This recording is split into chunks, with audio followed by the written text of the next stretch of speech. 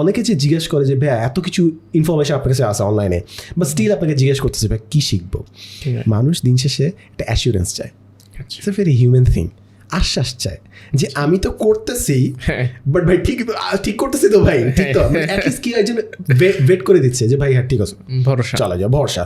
তো দিন শেষে যতই আমরা দিই না কেন, যত প্লে লিস্ট ধরা দিই না কেন, যত কোর্স দিই না কেন, ওর এই আশ্বাসটা লাগবে। এটা যদি আমি একটা এক্সাম্পল আপনাকে দিই, যখন কোভিড আসার পরে অনেকে যখন অ্যাডমিশনে ভর্তি হয়, অ্যাডমিশনে ভর্তি হওয়ার ক্ষেত্রে একটা ভেরি বিগ মোটিভেটিং ফ্যাক্টরস হচ্ছে তার ফ্রেন্ডরা কোথায় ভর্তি হচ্ছে।